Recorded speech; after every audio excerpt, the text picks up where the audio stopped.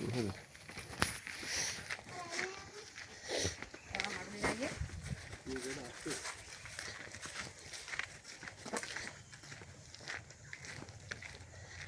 දාවා කිව්වේ?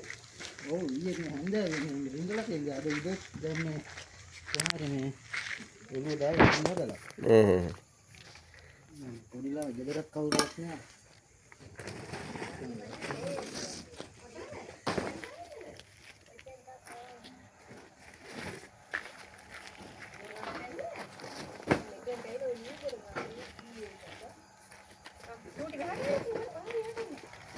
පොඩි හටලයි. මේ පොඩි ගාක් ඉතින් පොඩ්ඩක් ඉඳගෙන කිලින් කියලා තමයි අරන් ඉන්නේ. ඔයාලා චිකන් හිතාවනේ. බොතලේ කොතනද? ඉතින්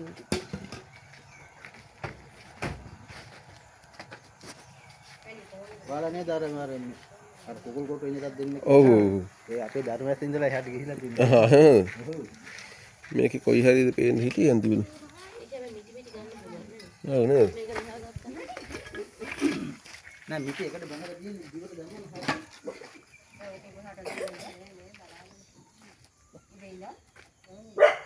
මේකට භූමි තෙල් දැම්මද? මම උඹට යන්තම් පොඩ්ඩක් දැම්මා. එහෙම දැම්මට වැඩක් නැහැ. තේරුම්න්නේ නැහැ. මැරෙනවා.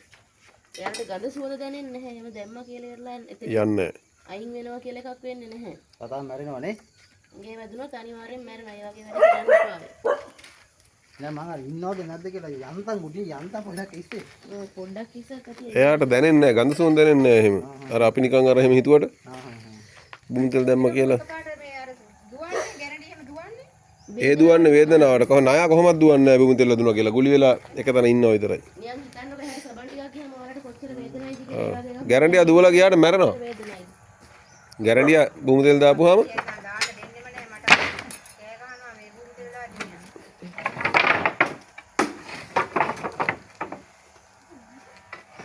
කුරුම් ගැට්ටියක්ද?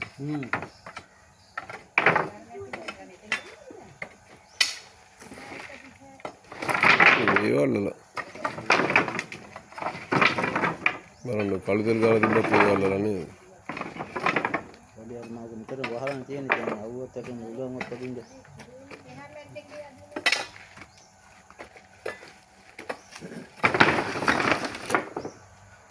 අතරකට ඉඳලාදී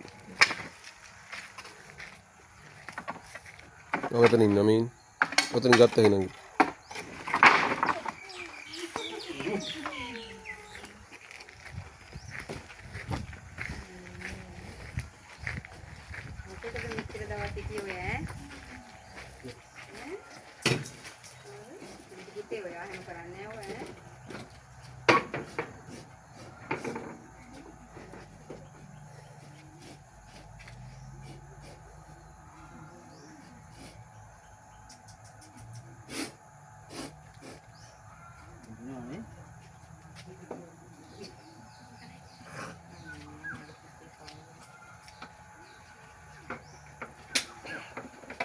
විනීමත් කරන්නේ නැහැ කිව්වම සේප් කිලුවා.